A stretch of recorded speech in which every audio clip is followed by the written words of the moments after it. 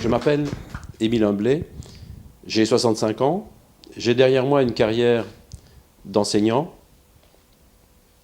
Je suis un citoyen belge, j'habite dans la région liégeoise et c'est un plaisir pour moi de parler avec vous quelques instants d'une personne que j'ai appris à connaître au travers d'articles de presse, au travers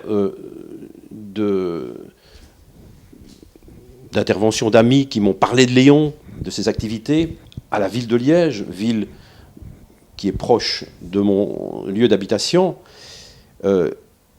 J'aimerais vous parler de Léon. J'aimerais vous parler de Léon, congolais jusqu'au plus profond de lui-même. Il est resté attaché à son pays, à sa région, à sa population surtout. C'est un homme d'une extrême humanité, capable de développer une énergie extraordinaire pour faire aboutir les projets qu'il a mis en chantier. C'est quelqu'un à côté de qui on ne peut pas s'asseoir sans le regarder et surtout l'écouter. Cette humanité jaillit de toute sa personne. Et les projets qu'il développe ici à Liège, liés aux jeunes, liés à l'humain, c'est de réinsérer les jeunes liégeois, les jeunes belges, au travers d'activités multiples, et notamment le sport. Sport qui est pour Léon une discipline qu'il cultive depuis de très très très nombreuses années, et il a été jusqu'à développer chez lui la pratique sportive jusqu'à un très haut niveau. Maintenant, à Liège, il est unanimement apprécié parce qu'il se donne. Dans tout ce qu'il fait, dans tout ce qu'il entreprend, il le réalise avec un maximum de don de soi et d'humanité, ayant toujours comme objectif de rendre autour de lui du bonheur et essayer de sortir, autant que faire se peut, certains enfants, certains jeunes qui sont confrontés à des situations parfois difficiles. Il est unanimement apprécié, je le disais, par les autorités communales, qui apprécient le travail qu'il effectue à la ville de Liège. Car Léon est maintenant tout à fait intégré dans la structure, je vais dire, sociale de la ville de Liège. J'ai appris à connaître Léon au travers d'articles de presse, comme je le disais tout à l'heure, et aussi à travers le renom que j'ai perçu au travers de ce qui m'a été raconté à son sujet. Et c'est tout naturellement que j'ai envie aujourd'hui de vous parler de lui, Léon Yayimpié, qui est pour moi un grand monsieur, un homme avec un H majuscule. Il a envie de retourner à son peuple pour mettre à son service, au service du peuple congolais, l'expérience qu'il a acquise ici en Belgique, ô combien grande expérience, pour en faire bénéficier les jeunes de son pays, car le Congo est resté son pays. Et je pense que, au travers de ce qu'il a vécu ici, au travers de l'expérience qu'il a en lui, de professionnel, je pense qu'au Congo, il faut l'accueillir. Il faut l'accueillir car il vient faire en sorte que vous, citoyens congolais, vous les jeunes, vous vous redressiez, vous vous remettiez debout. Il ne faut pas vivre couché en attendant que d'autres viennent vous aider. C'est à vous à prendre en main votre destin. Et c'est ça ce que Léon entreprend de faire et de vivre avec vous au travers des activités qu'il compte mettre en œuvre dans votre pays, dans son pays. Voilà ce que j'avais envie de vous dire aujourd'hui à propos de Léon. Et je pense que le cœur de Léon est ouvert à tout qui aura envie, avec lui, de faire en sorte que le peuple congolais se redresse, vive debout. C'est ça qui est important, au travers d'activités où la dignité de l'individu, de l'homme, est la première chose que Léon a envie de cultiver en vous. Redevenez digne, redevenez fort, dressez-vous et n'attendez pas que quelque part on vous envoie les moyens de agissez, accueillez Léon, écoutez ses projets, mettez en œuvre ce qu'il faut pour qu'il se réalise. Et je pense que là, vous en tirerez un bénéfice et un profit énorme. Voilà ce que j'avais envie de vous dire aujourd'hui à propos de Léon, qui est quelqu'un d'exceptionnel. Et c'est en ces termes-là que vous devez l'accueillir. Yenge ba tata ba mama bandeko. Lelo oyo na notion de la nation Congo, tokolobela likambo etali concertation nationale. Vraiment, après avoir commettre des crimes abominables, vraiment, après avoir commettre des crimes abominables na population, na peuple oyo ayambaki yo, peuple oyo a adopté yo, bayambi yo comme libérateur, ba adopté yo kati na famille, nde oya ko sala ko initier concertation nationale sikoyo. Pona nini na tangu muto adopté yo bato bayambi yo, yo kendo sala bango ba crime ya ndenge wana, ba arrestation arbitraire, ba massacre, osali ba massacre ya Bundu dia Congo, ya tingi, ba empoisonnement. Lelo oyo bande koloko ba Kutino bazali na prison, ba papa na biso mokia bokanga botika abima bosala boye, ba Chalupa, ba Eric Kikunda kokosela batu ba au coup d'état manqué tout ça. Ndeko na biso député à Goma a telemi pona lobela makamamboka bokangie. Et pourtant ba touti Rwandais extrémiste wana nyonso tout otiki bango okangara mutu moko te.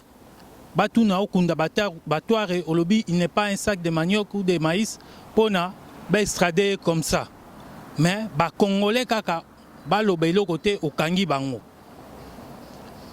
O empoisonné Pasteur Lukusa na Lubumbashi. Ale Moloto, Yewana, empoisonnement. Mbunza Mabe, Alingiasi sa guerre na Est, au Zuye, au Zongsie na Kitona, ou empoisonné. Batu boni oyo bakufi.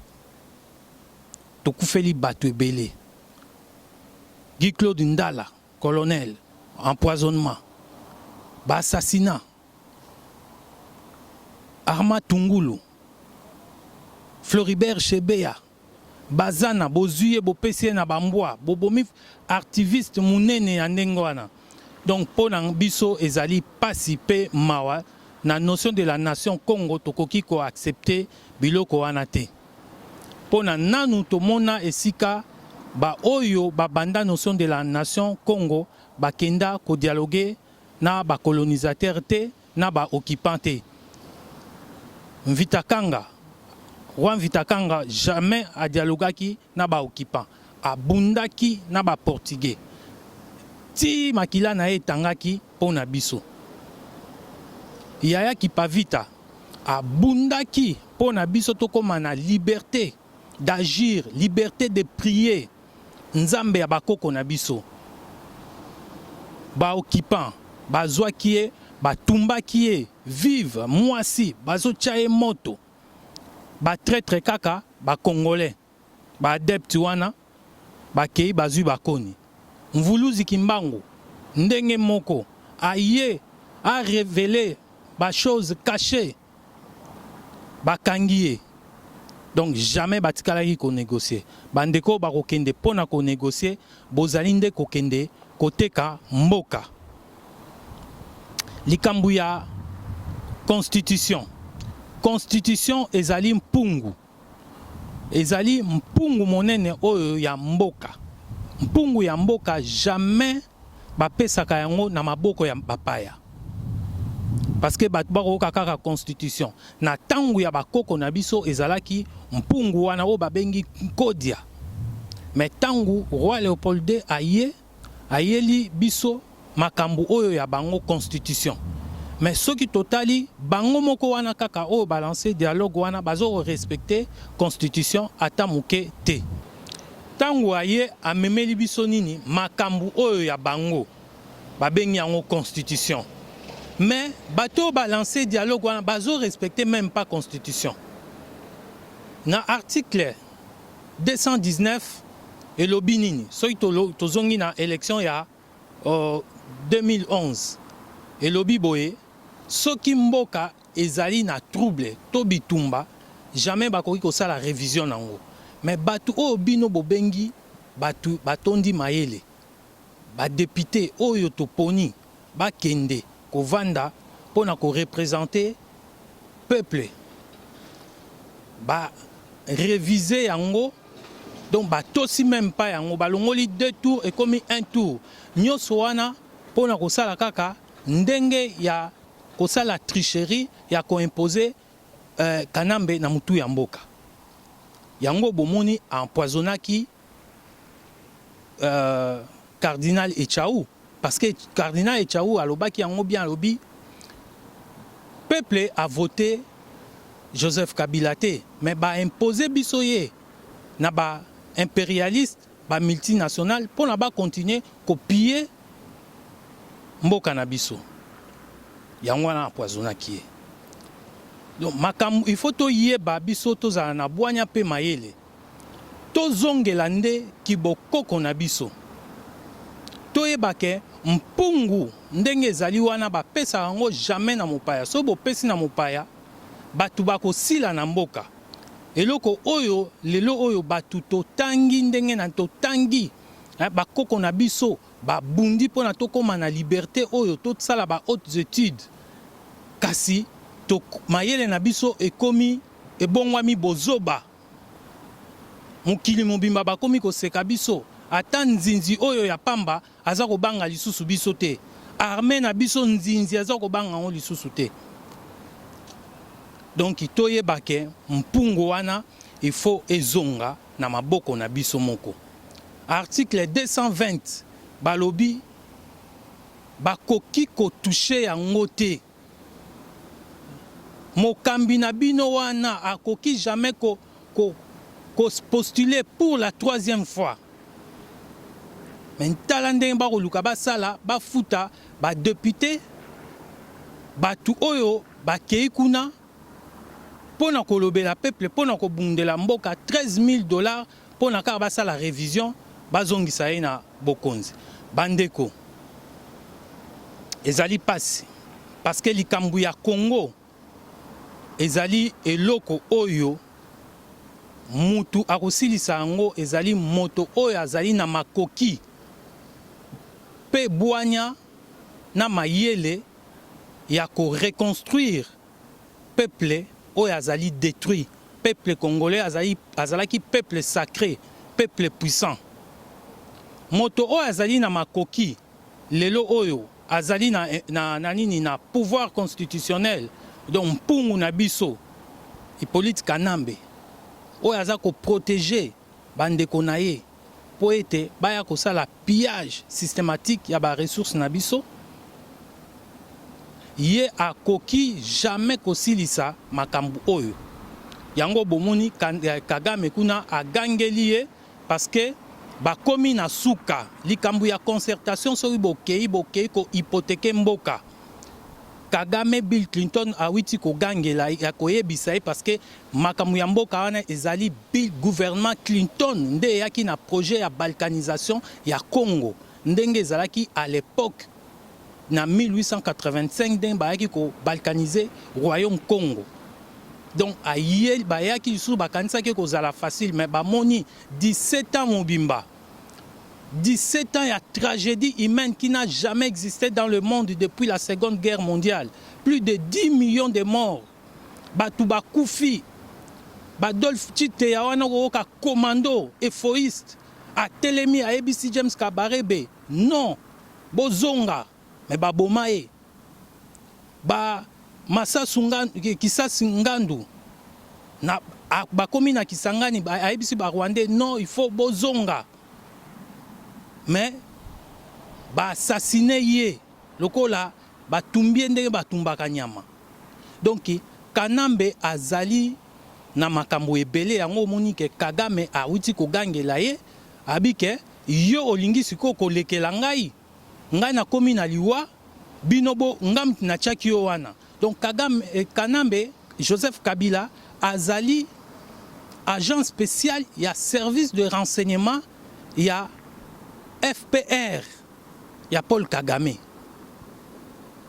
Yango bomonaka ke soki na este kuna bitumba ezali atika kanaye couloir batu bazo kota bazo bima.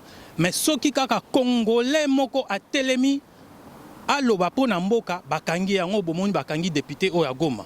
Yango bomoni asalaki massacre oyo ya bundu ya Congo. Donc azali mutu oyo bino bozo kanisate yende asimba mpungu. Ezali lokola erreur monene oyo tozali kosala, ezali lokola nzete ya manga oyo eza kati na lopango na biso tozwi yango topesi yango epai ya voisin. Manga etelaka na ndenge ya kosakana te. Mboka mobimba bayaka pona kolia manga wana, me manga wana eza kotela bopesi yango na voisin. Voisin azozwa azokabola na ye na batu nyonso tu, me bino moko bana na mboka bozali kokufa na nzala. Problème na biso nde yango wana toyeba ke lopango wana mabele wana ezali ya biso, il faut tobundela yango. Ezali ya bapaya te, manga wana il faut biso nyonso tu 400 ba membre ya 450 ethnies ya Congo to jouir nango. Bankita mboka mobimba 3/4 ya mboka ezali na pétrole, mais botala ndenge tozali ko souffrir. Tokoti na likambo ya komba, batu ebele ba comprendre tina ya komba oyo te. Bandeko, komba na biso ezali nini? Na biso ba combattant, na ba oyo baza kofinga biso. Il faut to comprendre ango. Komba oyo, c'est une sorte de révolte. Oyo ezui batu nyonso tu, et surtout biso na diaspora. Totali tobi, mais comment est-ce que bakoko na biso, effort nyonso bakoko na biso basalaki pona tokoma na liberté oyo tozali na yango ekei na mai tozongi lisusu bawumbu. Donc il faut tobundela lisusu deuxième fois pona tozwa indépendance spirituelle et physique. Yango bomoni tina ya komba oyo totelemi effort sacrifice au basala ki ba koko na biso pona to sala ba hautes études supérieures et universitaires to gérer mboka na biso bien ekei pamba. Yango bomoni ke to telemi mukolo toko yeba tina ya komba oyo na banza toko bomama lisusu te toko swana lisusu te ngonga toko reconstruire mboka na biso yango wana tina ya komba ndenge na baki mbala sima peuple nyonso soki abimi akei mboka mosusu suka suka azongaka na mboka na ye. Yango bomoni vague oyo batu babima tozwa indépendance tokenda partout ndenge prophétie ya papa Simon Kimbangu epesamaka. Bana wana bakozonga bango batu bakoya ko reconstruire mboka. Yango bomoni toza kozonga pona to reconstruire mboka. Kasi basusu bakolobake batu oyo bakokamba mboka wana baza pe ba diaspora, ba Mende, ba Francis Kalombo, batu wana nyonso, ba Boshab, baza batu oyo ba wita awa. Batu wana même ba oyo ba wita na ba mboka ba pays d'Afrique, baza ba diaspora. Mais ba kokite bongo biso ndenge nini tokende. Différence ezali boy. Bango bazongaki na vision ya ba Mindele Ndombe. c'est-à-dire ya kokende ko servir kaka ba maître na bango. Ba pacte na bango ba signaki ya makambo na bango ya lokuta, ya ba franc-maçonnerie, ya ba primacour, ya ba rose croix. Ba enkanka. Yango yo ba ko continuer ko salela ba maître na bango. Mais biso tozali ko zonga avec vision positive. Ya kokende kotombola bonzambe na biso. Kovandisa bonzambe pe bokonzi ya bokoko na biso na kiti ya bokonzi. Po ete toyeba Nzambe apesaki biso mboka wana po na biso. D'abord avant eloko nyonso biso moko na ba Congolais. Ebale na biso esangisi biso witi na Katanga ti eke kobwaka nyoka wana oyo abatelaka Congo, abatelaka nation, ti ebwaki na banana na océan. Yango nde esangisi biso. Tozala bomoko, tovandisa kibokonzi ya bokoko na biso, kibokonzi oyo roi divin oyo mvuluzi kimbangu alobaki avanda. Nde ye wana kosilisa solution oyo nyonso. Soki bomoni mokili mobimba etie biso miso ezali na tina monene. Bayebi ete Nzambe ya Afrika avandi na Congo. Yango bomoni basalaki na 1885 balkanisation ya royaume Congo bayebaki tina. Siko batikaki Congo oya biso bamoni ke Nzambe yango avandi kaka na kati ya Congo. Yango ba luka ba balkaniser, c'est un combat spirituel. Combat na biso oyo soki bomoni bandeko nyonso balati teni ba mipesi ba grade. Parce que bamoni ke armée na biso bandeko ya mapinga ba décevoir biso. Bakoko na biso bandimaki ko se sacrifier ko makila na bango etanga po na biso to sala ba hautes études na ba école militaire royale ba haute école militaire ba académie militaire ya minene na mboka mais tozongi ba généraux na biso bakomi na bango ba commerçant ba officier supérieur na biso bakomi na bango ko protéger kutu ba pakistanais ba libanais ba indien ba West Africain. Donc abosani musala na ye rôle na ye oyo andimaki ya ko protéger ba institution ya mboka, ko protéger mboka en cas d'agression. Mais mboka ezali agressé boza ko mona nini o salema kuna. Colonel Mamadou a telemi a tché M23 à genoux. Kanambe Joseph Kabila lobi azonga. Général Olenga yo ozalaki bras droit ya Kisasu bozalaka na na Berlin ozalaki jeune lumumbiste kobosa na likambo na koloba te Kisasa ngandu makila na ye etangi po na libération ya mboka wana ata bokendeki koto kuna bo se rappeler bo bundela mboka wana ezali ya biso. Mboka wana ezali na bankita ndenge na ndenge po na notion de la nation Congo to sangana to koma bomoko to reconstruire mboka na biso. Message oyo ezali po na bana nyonso ya 450 ethnies ya Congo. Biso tozali ko prôner éducation, tozali ko prôner développement ya facteur travail. Armée na biso mapinga na biso ezala mapinga ya solo.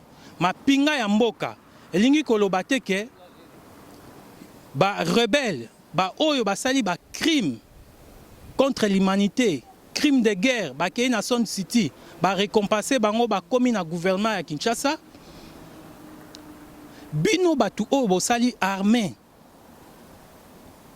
bozui formation na Kibomango, bozui formation na Kotakoli, na Bopimbwa, bozui formation na Seta, bandeko ya DSP, bandeko ya Efatebel ya Mbanzangungu, bandeko ya Kitona, bandeko ya Mbanzangungu.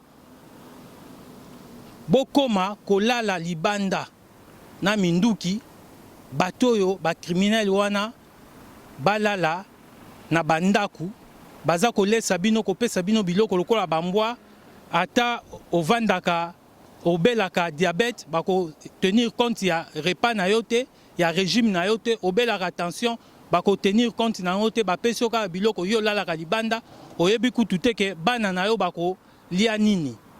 Bandeko bokanga nde batu oyo ba extrémiste utu wana nyonso bazali tuti pardon oyo bazali na mboka na biso botala ndenge Kanambe a pesa priorité na Ruberwa na milice na ye mobimba bazali wana akangaka bango te nde muto ya moni ya kokanga ezalaki oyo aganyaki élection na 2006 Jean-Pierre Bemba elobi nango ye moko j'ai accepté l'inacceptable. Oui, merci beaucoup. Na sepeli vraiment mingi cause à l'ensemble na bino. En tout cas, bande konanga na kiko yebisa bino problème à Congo, malheur à Congo, solution à Congo, ils en ont maboko na biso moko. Donc, naza vraiment frappé na exposé oyo tangu Nathalie pyramide. Or pyramide lelo eza eloko moko mozindo nango tolobake eza kindo kipe bonzambe na kati ya bato sika bazo vivre. Donc soko tali même pyramide ezo tali sa sommet okomona les restes bazo bengango classe sociale ba au placé bazali classe moyenne zali et puis kala bazo benga esclave bazalaki okomona bozana nini bazana ba patron bazana bouvrier bozale mususu na ba oyo babengi ba huissier ou bien nani. Donc toujours depuis mokili exista eloko wana etikala kozala. Mais mystère o ezali na kati ya phénomène ya pyramide ya Congo puisque c'est là où est la base ya développement ya mokili ya biso ba mwindu. Et libonzo ba pesi biso likabo ba pesi biso tozo yeba même na ko salela yango te. Mais ce qui bolingo eza entre bisoté to salelo comme côté. En fait, nalingai ko intervenir kaka na ndenge Papa Léon à ça qui thème naie alobaki une nouvelle vision pour le Congo. C'est-à-dire quoi? Netolobi qui est trop intervenir dans la politique, mais politique en fait c'est ensemble les idées. Ce qu'on la politique, mais la politique va s'intéresser de toi. Donc, les élèves comme qui mais ce qui Papa Léon a parlé qui a une nouvelle vision pour le Congo, c'est que politique est la Kati. Les Camboniens sont les moto ou babenge bandeli. Biso ba Congolais, problème de biso et où tu as. Ou ils ont des conséquences. Problème de biso et où tu as. Papa Simon Kimbangu en 1921, le 10 septembre, à Salaka discours. Pardon. Dans le discours, on a Alobaki Nyons. Alobaki Aroya, tant Aroya, Nambala Souka Aroya, trois forces, politiques, scientifiques, spirituelles. Alors, Nenge Papa, champion, le dit que Moto a yebi mingi. Soka moni moto oya zana mwa retard hier oyeba mais moto na retard oyeba te. Ça dit quoi? Makambo ezoleka na sikoyo. Comprendre que sans que ba beta ngonga on dirait réveil mo salami ya ba congolais o bazana poto. Pona Papa Simon Kimbangu.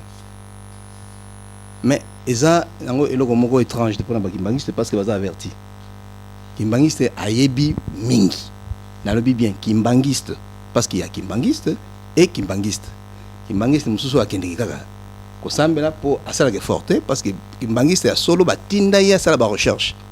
Na ba recherche pour découvrir makambu oyo eza komona na lelo.